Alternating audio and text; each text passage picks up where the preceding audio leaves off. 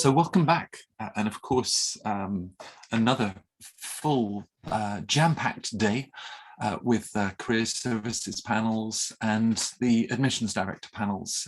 The idea, of course, with Centre Court, as you think about your own personal MBA journey, is to bring in the gatekeepers and share the sort of insights and experience that can really help you to put your best foot forward, be your best self in an application to the wonderful schools that Centre Court brings together. And this is a great example. This is like a trinity of fantastic European business schools. It's lovely to welcome Amy Duckworth. Amy, only just, what was it, over a year ago, Amy, that you joined Imperial College Business School as the Director of Admissions. Now everyone's back, you actually get to meet your colleagues, perhaps. Exactly, yeah. So I'm meeting everyone in person. It's brilliant to have so many students on campus now. So it's very different from when I joined a year ago, and we were still under some restrictions and everything was a bit quieter. But yeah, I'm finally getting to experience the buzz of being on campus with all the students and my team. Right, and an old friend to Centre Court, David Simpson, the admissions director of both the MBA and the Masters in Finance at London Business School. David had offered to come back into the office, but the rest of his team very politely turned him down. But you're running a tight ship and another very busy year for you and your colleagues, David. Thank you for that, charming as ever.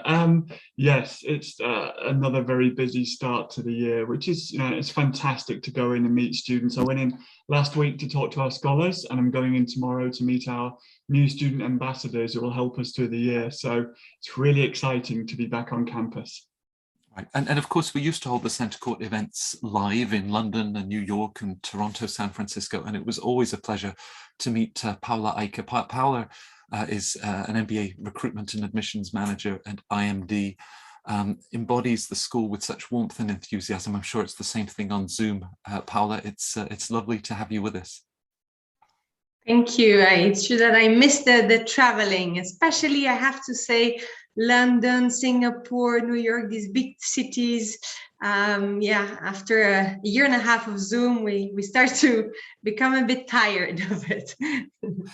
Right. Well, I guess we'll start with you, Paula, because with IMD's January to December MBA format, you and Anna and the rest of the team are still putting the finishing touches to those that will show up in Lausanne in January. And perhaps picking up on David's comment, it's been another very busy year, and I'm sure you've seen some absolutely wonderful candidates that have been applying to the program. Yes, it's been a different year from last year. I think with COVID, like last year, we thought, oh, this is going to be really difficult, and in the end, I think most of the schools had an application increase as usual. When there is a crisis, the MBA programs tend to do well. So we thought, okay, 1 year later, how is this going to work? And there were strong crises, namely in certain part of the globe, with India at the beginning of the year, where they were in really hard situations. So we were a bit worried about the possibilities of studying abroad. But as the year was going on, we even managed to increase slightly the number of applications compared to last year. So we're very happy about that. A strong growth from Africa, because we also had special events there. So we can see that the interest for MBA programs and the diversity is still there. So we're very happy about that. Great. Great. Well, it's good to know that demand is there. Amy, as Paolo was describing, we all thought last year, sort of economic downturn, people come out. Is there a difference of those that have been through the last 12, 15, 18 months of a pandemic? They didn't immediately jump at the idea of applying to business school, but now sort of with reflection, they really want change. They do want to look for something new. Is that something that you sort of pick up in this year's applicant pool? Yeah, I mean, we're at the very beginning of the admissions cycle. Our intake is September, so we just had the new class join us last month, and we are already open for applications for the September 2022 intake. and we've had our round 1 deadline already. So yeah, I would say the year's got off to a strong start. We're seeing a really good level of interest in MBA programs, and that's also reflected in our sign-ups for our information sessions and things like that. So it's really good to see that the interest's there and that the admission cycle's got off to a strong start. I think that I think that the last 18 months has probably prompted a lot of self-reflection, and working from home for 18 months, it really makes people look at what they're doing in their day-to-day job, and perhaps where they'd like to see changes. And as we know, a lot of people do use an MBA as a platform to make some sort of change in their career. So I think it's logical that we're still seeing that strong interest in MBA programs as we're coming out of the other side of the pandemic. And of course, with travel restrictions easing now, things are looking a little bit more straightforward in terms of starting an MBA program overseas. So I think that's probably, there may be people who've held off slightly, maybe still felt a bit cautious, whereas now things are really picking up with international travel, and things are seeming a little bit easier. Right. Talking with American US business schools yesterday, David, still strong pipelines coming out of consulting and tech and finance as every year. But they're also talking about perhaps a broader diversity, people perhaps that they hadn't seen in the pool before, and of course efforts that they're making in terms of stronger gender balance, underrepresented minorities. Have you seen any of those shifts and sort of new profiles, new backgrounds coming into the pool? Yeah, I mean, it's everything's continuously changing, isn't it, over years? And there's what comes in naturally, organically, and then what as a school we believe our priorities are and where we'd like to make a difference. So we had a huge focus last year on expanding what diversity means to us in terms of attracting students from different socioeconomic backgrounds, focusing on our Black in Business scholarships to change the ethnicity diversity of the class as well, but professional backgrounds as well. We see a lot more entrepreneurial or social impact activity from candidates, especially all around the world. So it's great to see that balance, and it's great for us as well as we're reading, because it just means we have to think a little bit harder, do a little bit more research as well, because what a McKinsey consultant does. Do you know what someone's doing if they're working for a much smaller business? So it makes us work as well, which is great, because the best thing about this job is the amount we learn. Right. Paolo, you mentioned more applications. You're growing the class size. As you look at that mix, often applicants perhaps that have 6-7 years of professional experience, but are you also seeing sort of a broadening of those age ranges, and perhaps young women in their mid-20s thinking this is the right time for business school, or those now early 30s, and the same reflection, there's no right time to go to business school? Yes, you're right. We had an objective to lower a bit our age range, and for the moment how the class looks like for Jan 2022, we will have achieved that, so lowering to an average age of 30 instead of 31. So it's not a huge difference, but it does for us, as we have a legacy of being let's say tailored for more experienced applicants. And you're right to also see, I think with the pandemics, we've gotten access to people from more remote backgrounds, maybe some people that were not necessarily in the main cities, but that are working as in the family business or in their own startups.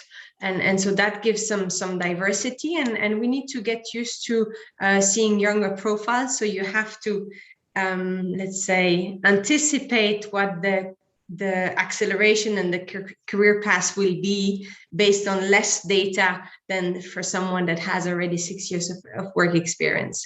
So I think as long as the person is in a stage in their career where they either need to continue learning because they're missing some tools, or they have grown fast, but there are no other possibilities in their career, or they want to change industry, I think these would be good timings for choosing and doing an MBA. Yeah, it's a very personal reflection, which of course is then something that you'll look at very carefully in the applications that they put together. Maybe one of the reasons, Amy, that some candidates had held off, just the uncertainty of campus closure, virtual learning. Imperial has been very nimble in terms of multimodal ways of learning, and perhaps may not even go back fully to what we once had. Do you think, sort of looking ahead to September 22, I know our crystal ball is broken, but there's also that sense of, so a year from now, I'll get everything. There'll be hybrid, but there will be this wonderful sort of campus experience that they're also looking forward to. Yeah, I mean, I think that that it's been a really good learning experience for us, and our implementation of the multimodal delivery was certainly a great success.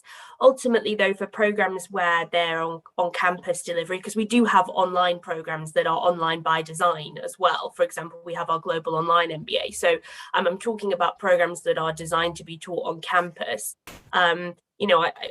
We do want to have people on campus, and we want to offer that on-campus immersive experience.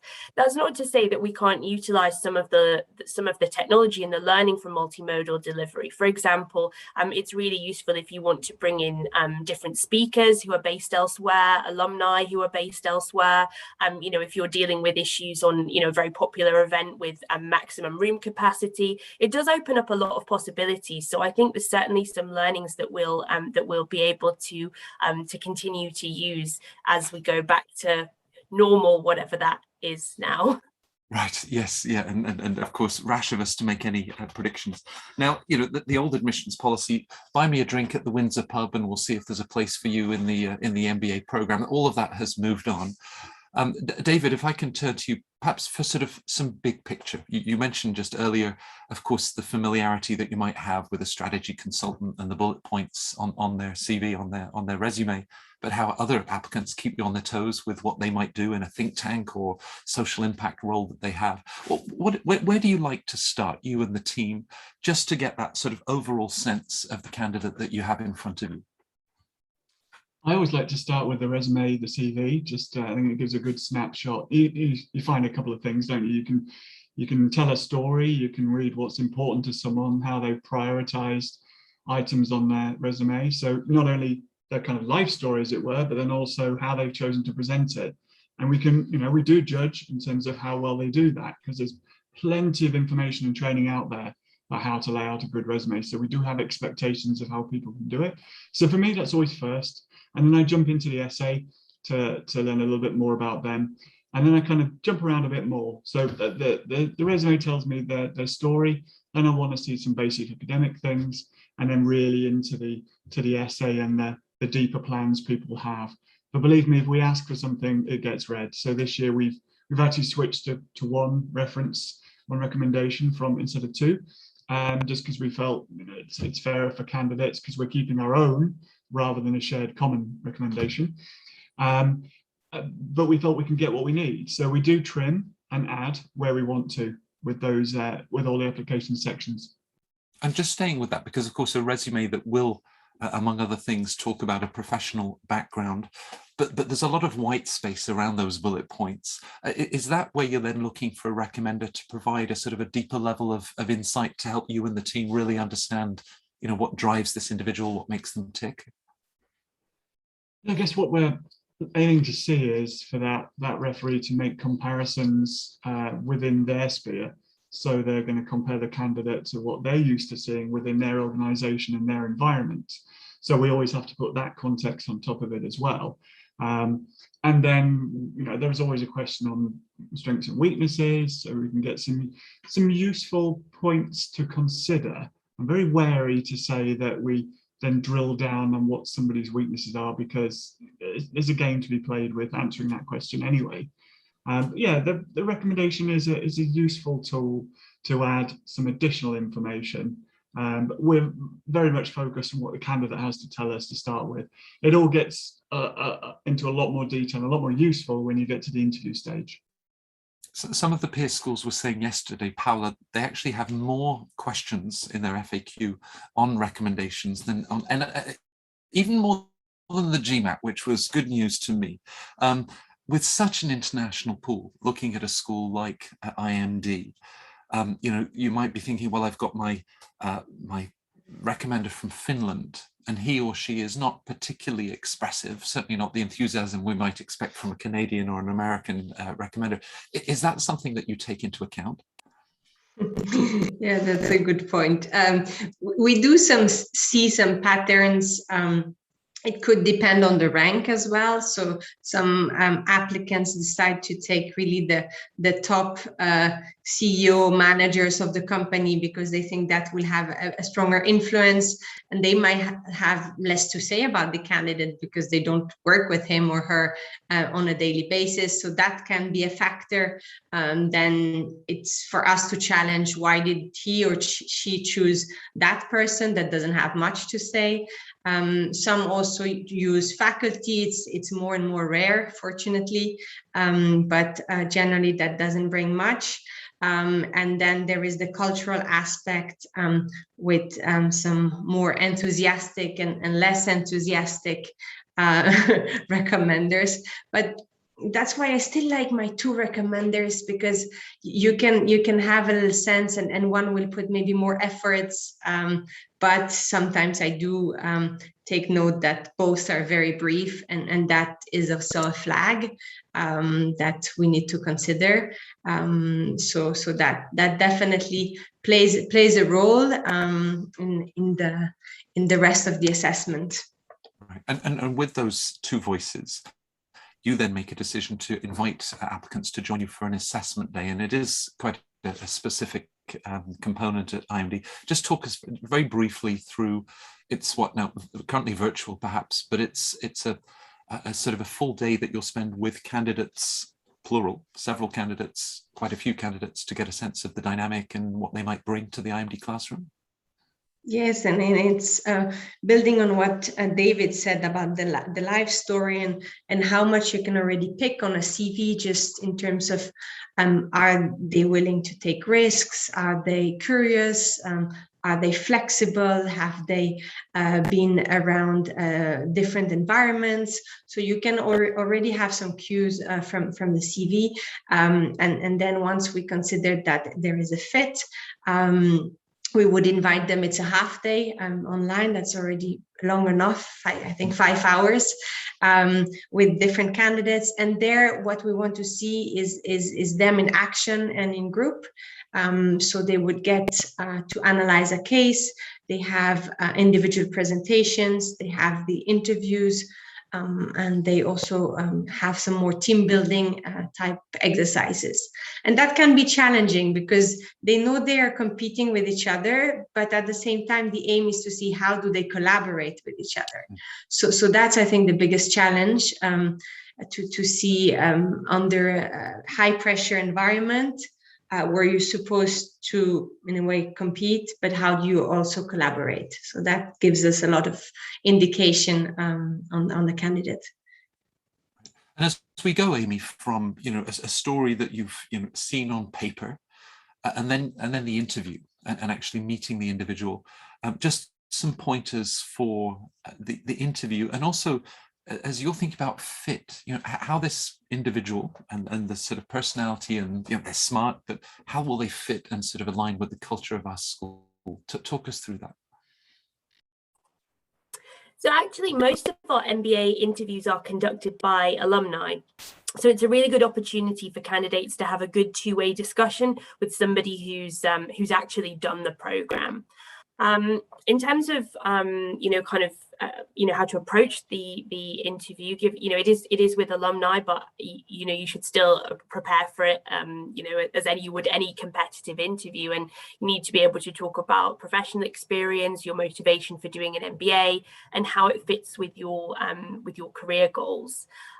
So one of the things that we'd be looking for at interview stage is a solid rationale for choosing Imperial, and so it's really good to have done your research before. Well, obviously ideally before applying, but definitely before an interview. You need to be able to clearly articulate your interest in the school. So things like connecting with current students and alumni in advance, also attending information sessions, that will all help you to be able to demonstrate, well, it'll help you to be able to make a well-informed decision about your fit with the school, and then also to clearly articulate that in the interview.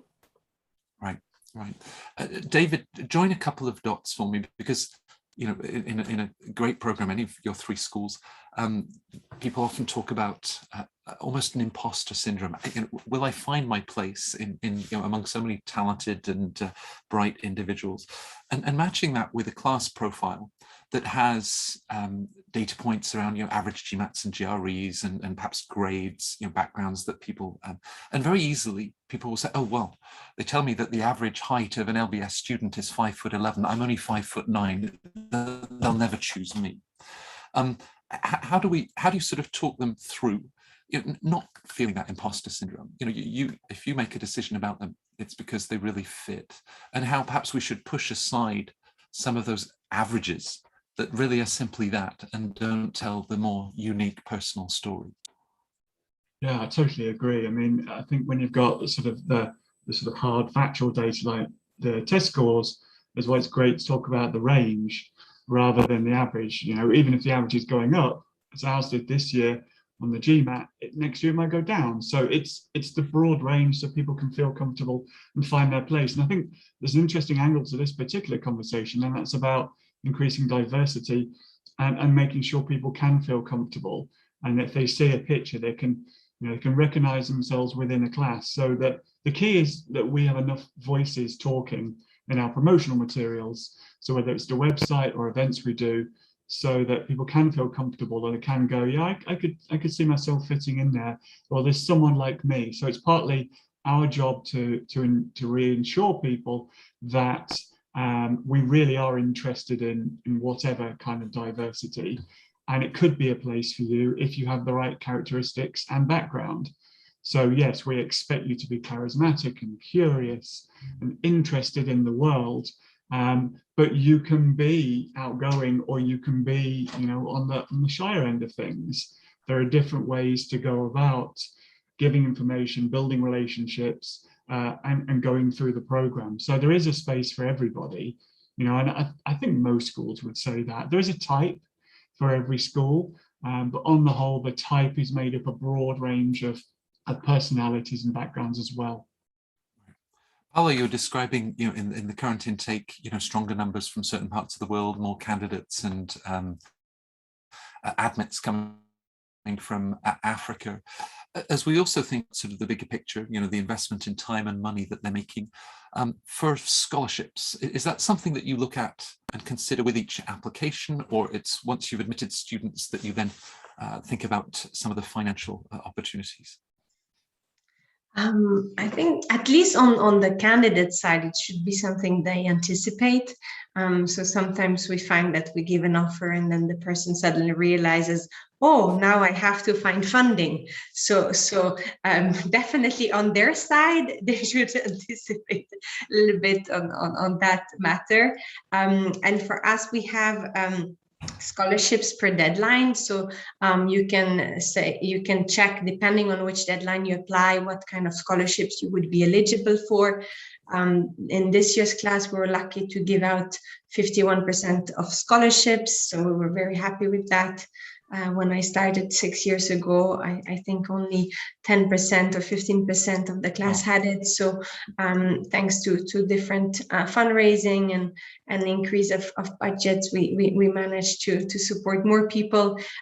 So definitely we try now to give the scholarship answers at the same time as the admissions offer, as long as the candidates have applied in the right timing. But obviously they shouldn't only rely on that, and there are a lot of loans and different institutions that can support. So this is one of the thorough let's say, information and investigation that they should do before applying to any schools. And I guess, added to that, that your school has one of the strongest ROIs, and in all of the careers panels that we've been discussing, a number of your colleagues have said this is one of the strongest job markets that we've seen. So we know that the opportunities that lie beyond IMD, Imperial and London Business School will also fit into that planning and how they'll be able to finance their studies. There's a lovely story that caught my eye in the Financial Times, Amy, about an Imperial MBA student, a guy called Henry Oakes, who I think even in high school had come up with some fantastic application for the real estate market. He'd taken it to, and it had taken off to the extent that he never actually went to undergrad. So I just use Henry as that example where on paper it's like, well, doesn't even have the bachelor's degree, but was such a compelling and charismatic individual that you made the great decision to accept him into the program. So perhaps speaking to individuals that do worry, there's this one part of my application, maybe that's, not quite up to scratch. You're looking at a big picture. You're looking at the individual and what sort of patterns of impact and achievement. Those are real drivers for you and your admissions colleagues. Yeah, I mean, that's really true, and I think it's fair. I think it's fair to say that the majority of, I'm sure all my colleagues will agree on the panel, that we take a holistic approach when we're assessing an application. So if there's one area of your application as a candidate that you think is maybe not your strongest, that doesn't mean that you shouldn't apply or that you won't be successful. Because everyone has areas where they're stronger and where they really stand out, and everyone has areas where they perhaps don't compare as well to other candidates. It's about the whole picture, and yeah, you're right with the example of Henry Oakes. We did obviously admit him to our MBA program. We do have a small number of candidates that we've admitted without an undergraduate degree. It's not an easy route because they have to go through a specific process of some examination papers marked, set and marked by Imperial. So it's by no means an easy route. It's quite demanding and time consuming. But we do have a small number of candidates who come in by that route, by that route each year. So we don't. I suppose it's about being inclusive and recognizing that maybe not everyone has got those same academic qualifications, but they may still have the capability and the potential to thrive in our MBA program. So it's about providing a route for them to be able to do that. Right. David, we've been in the industry for a few years, you and I. As you look back, because of course you're looking at that sort of raw material that hasn't yet arrived at London Business School.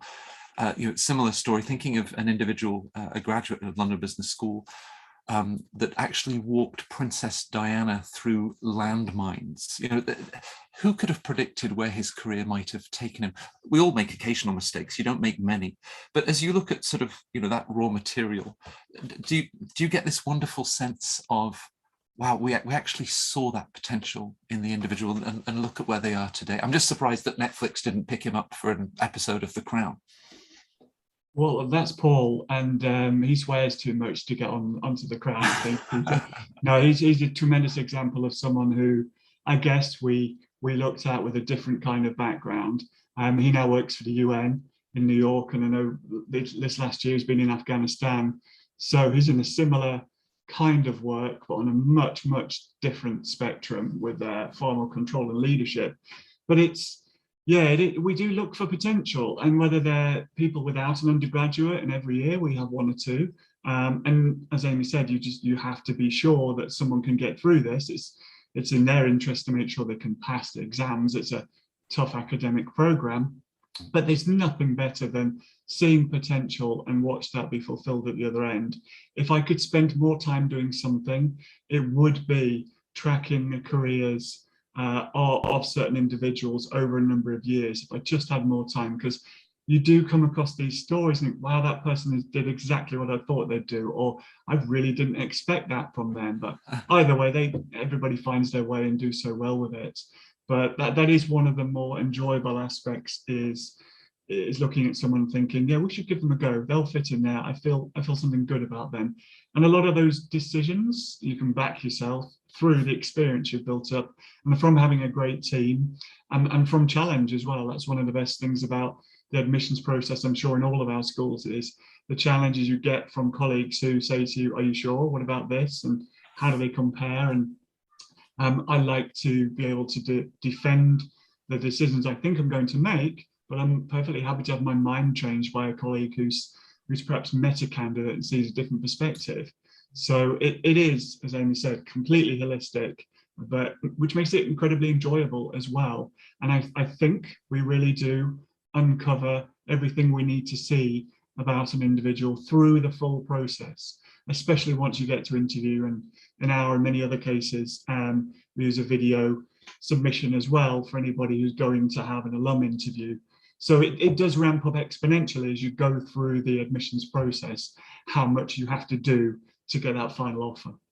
Right. I love the repeated anecdote that an individual that was on the wait list tends then to be one of the most engaged members of that MBA community. You know, it's almost like they had a second chance and they throw everything at that opportunity. So, Paolo, whether an IMD graduate was on the wait list or admitted the first time that you met them, if I was to sort of sit down with them and talk about you know, the experience that they had at IMD, what do you think they would share? Are there sort of 2 or 3 things that just very often emerge? It's a different experience from everyone, but do you think there are certain hallmarks of the program?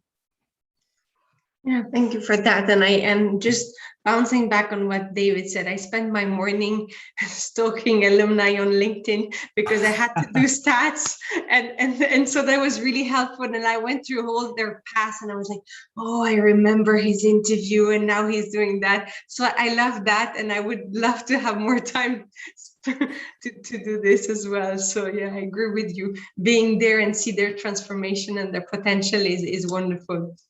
But going back to your question, Matt, on what they generally share, and when I ask candidates in the interview phase as well, what they know, what they heard, or what they understood of IMD, they always start with "it's intense."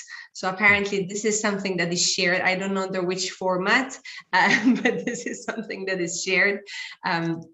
But else, in terms of the key moments, I would say definitely the international consulting project. So this is a 2 months project where the MBA spent as a group of consultants working with an established company. And this is at the end of the year, so they can finally put all the pieces together and see, can I now bring value to a company? Can I am I ready to think differently, to suggest things and propose solutions? So this is one of the highlights. We also, I would say, is either the innovation week. This is also a week where they have to, in a week, prototype a solution with design students and engineer students. So this is a good way for them to say, actually, you can come up with a product in a week. And that's quite surprising when in big companies, every product development takes months and months. So there they can see, okay, if you put some people together and good effort, you can actually come up with something that is not necessarily viable 100%, but that can already give a good insights. And then you have, I think, the whole psychoanalysis and the discussions they have with their mentors and their analysts on how it has transformed them. So that would be the 3 things that they generally share. Yeah, with that intensity, you know, I often think when they then get into that position at the World Bank or at Big Pharma, you know, there are so many opportunities for your graduates. They must think, what? It's going to take us 2.5 years. We did this in a week. And working with engineers, of course, Amy, I'm reminded of being stuck in a lift in Imperial and someone had a rock that looked like it was either radioactive or had just come from Superman's planet of birth. What was it? It was kryptonite, I'm sure. And it reminded me, of course, a business school that has these other connections. Presumably that's a big part of the opportunity at Imperial, you know, whether it's medicine, life sciences, engineering. There's so much that's going on, and that interconnectivity must be a big part of the experience. Yeah, that's right. So obviously we're part of Imperial College London, so one of the world's leading STEM institutions. So that, you know, that really shapes who we are as a business school and our MBA program. So I think one of the things that attracts people to Imperial is that that fusion of business and technology. And being part of the college, that opens up a lot more opportunities as well. So we've got things like the Enterprise Lab, we've got the Grantham Institute, which is a dedicated centre for climate science. There's lots of other opportunities that exist that are open to our students that are outside of just, you know, the pure business school, and that are linked to college. So I think that's probably something that that really stands out to our students, as well as the opportunities in the business school itself. Well, I often hear, oh, you know, this school if you want finance, this school if you want marketing, this school if you want to become a consultant. David, I'm sure you've heard some of the stereotypes about London Business School. How do you like to sort of respond? And not so much, well, it's not that, because it's those things too, and great in finance and other fields, but sort of almost the hidden gems of the program that you feel deserve more attention. What would they be? Well, I am going to answer positively in terms of being a strong school in finance, because I work with the Maths and Finance program as well. But yeah, it's essential. Every good school is strong in every area. And I think it depends on your interest. But for me, looking through the kind of electives and research going on in, say, strategy, but especially on organizational behavior, and some of the classes that are introduced every year, I just look at them and I'm just wowed by them, thinking, you know, oh, I really need to get on that. And just some of the research that the faculty are doing there as well is absolutely fascinating. But then again, you know, the next person along might be looking at the finance electives and saying, that is what I've always dreamed of. So you have to remember when you're working in admissions that you are trying to attract a diverse class that has people that are passionate about things that you think are fascinating, and passionate about things that you struggle to understand more than the name of the class, quite frankly. But yeah, strength and depth in every area is essential, and being able to operate on a global basis as well. So, you know, our faculty might not be speaking on breakfast television about every business issue in the UK, but we know that their research in a very practical way is being rolled out in business across the world. Yeah. So next steps, you know, with the audience and people that will then be catching this recording on Poets and Quants on YouTube and elsewhere. I suppose the last 18 months has also changed the different ways that we can connect with applicants. Paula, as you look at how you've adapted, you know, different ways of holding info sessions, or just, you know, providing connections with candidates, what do you think has really worked well, and that you're going to keep, and just, you know, good ways for candidates to find out about IMD, its culture, and if it's a good fit for them? Mm-hmm. I think we've had many more, let's say, virtual face-to-face or calls than we used to have. Before, the exchanges were mainly, I would say, either in plenary sessions or through emails. And now, thanks to calendar invites, or that you can directly book from a signature, and with Zoom, that has really allowed us to have a first conversation even before the application. And this I find very useful, as much for the candidates, so that they don't also assume things that might not be a real worry, or that they can work in the right direction to put up a good application. So I think definitely the possibility to easily book a call and have a camera with an advisor from the admissions office, I think this has worked wonderfully, and as for us, but also for the candidates. And I hope we can keep that. Right. You described, Amy, that already in the interview with alums, it's a two-way dialogue and an opportunity, for you to ask questions of your interviewer.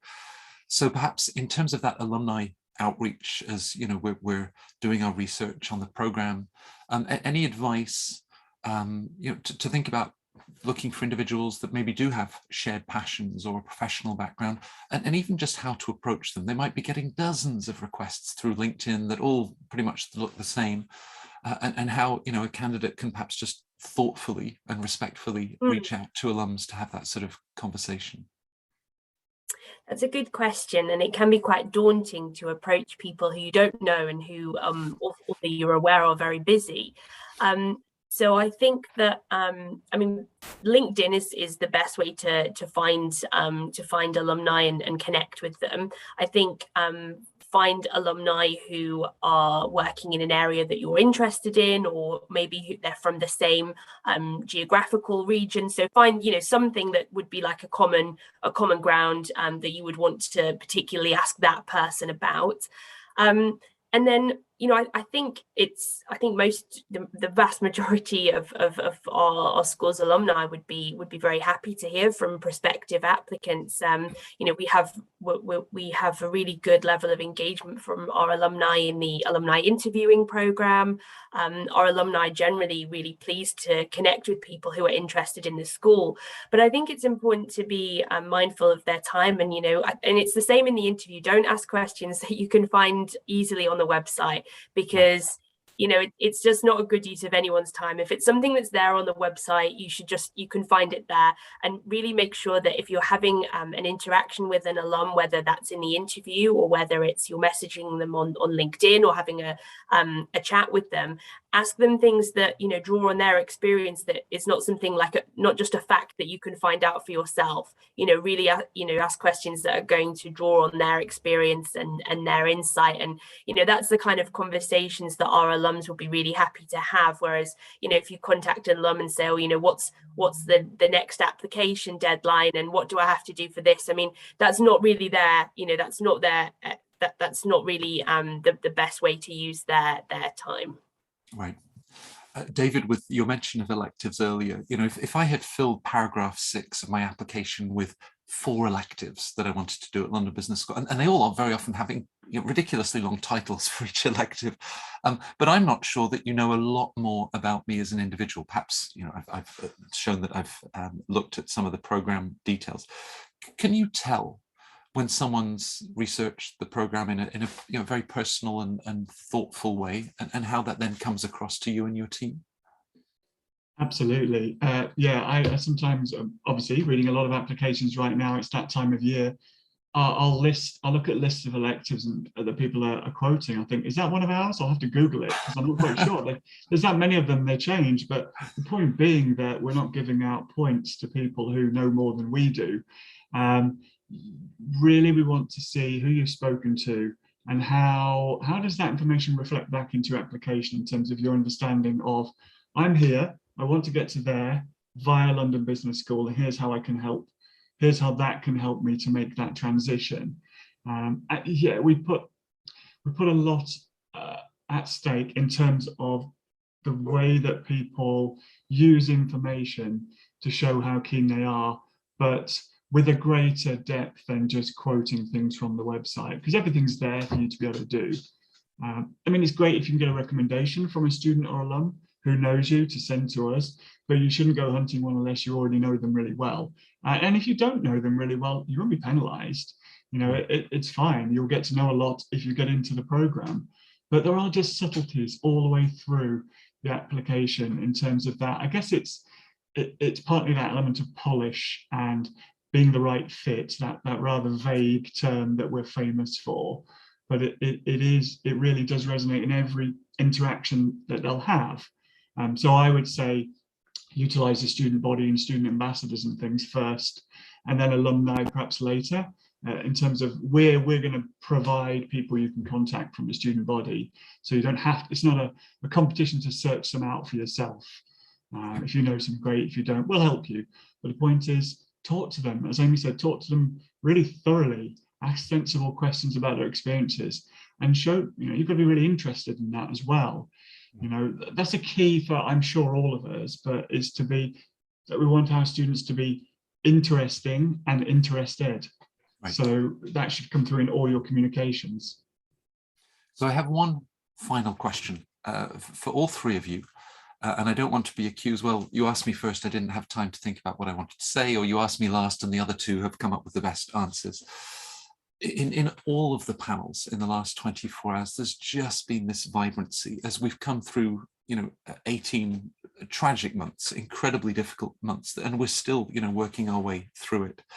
And yet this message of individuals that have chosen to do an MBA, how employers are just fighting to hire them given the adaptability, the resilience that they've shown. So my question, as you think about that enduring appeal of your schools and the MBA program, just one thing, a detail or a big picture that you think makes the MBA such a compelling proposition. Whoever wants to answer that first. And we'll ask Henry, your dog, if none of you are going to volunteer. Amy, I think you Henry doesn't have a response. That's my dog. Henry does not have a response. For me, I think that the enduring thing when you think about the value of an MBA, it's the people that you'll be in a classroom with. And it's the benefit of having so many different people from different backgrounds, different backgrounds in terms of their industry, their nationality, their regions. I just think that having all of that experience and all of those different perspectives, different insights, all in the same room and working together on projects or case studies. I mean, that's I think for me, that's the thing that can't be replicated in any other way. It's, you can get a textbook that has the content of maybe some of the modules and read it, but that's not going to give you that same lived experience and that shared experience. And I've heard so many alums telling me that they've made, like the bonds that they've made on their MBA program and how long lasting they've been. I think that's a really special experience. Well, there's a great place to start. Paula, David, what would you add to that? Well, if I jump in and say, well, if Amy's taken people, I'll have to go with, which we'd all put first, I'm sure, experiences and the opportunity to grab experiences, whether they're the internships and access that London gives, or via the faculty's networks and contacts, the 50,000 alumni body, whatever it might be. It's all there to be taken from the classroom all the way through to the student clubs, the trips people can take, the global business experiences, which are back being global and being in person and real. So just grabbing every opportunity to do things you just don't do in any other part of your life. Yeah, it's a phenomenal opportunity for personal and professional development. Paula, two great answers. They put the pressure. Yeah, I would say it's a time to reflect and slow down that we rarely have. From university, if we're lucky, we get a sabbatical before starting, and then it's full roll until maybe by then 75 years old when we can finally retire. So I think it's a key moment before the midlife crisis, I would say, to stop and say, do I have now time to create new frameworks? And it's a lot is now on the hands of the younger generation, and they need to reinvent how business is done, how it impacts society. So I think they really need this time to get out of the autopilot and say, okay, I've done it this way until now. I will have to do it differently going on. So get together with bright minds who all want to make an impact and change things. And how can we start creating these changes during the class? So that would be the added value. Great. So we've got people, we've got opportunities, we've got reflection, and how all of that can help to positively change the world. Well, I will then encourage all of our viewers, whether watching us live or catching this later, to consider applying to any three of these business schools as a gift, because it is a chance to step back after, perhaps 4 or 5 very frantic years, professionally, and really think about those next steps and how you want to develop. I think, as you've caught from the 3 professionals that have shared this panel with us today, they take their work incredibly seriously. They're unbelievably committed. Keep them on their toes with those resumes of yours and everything that you're learning and new skills that you want to share with them. But it is a real opportunity. It's a real gift to be able to apply to business school and go through this process. So Amy, Paula, David, thank you for, again, another wonderful admissions panel. Far beyond the insights, I think there's just a level of sort of encouragement for people to take that step, and this wonderful journey of what your business schools then have to offer is an incredible experience. So thank you, stay safe and well, and hope to see you at Centre Court again very soon. Thanks so much. Thank you so much, Matt. Thank you. Thanks, Matt. Thank you for having us.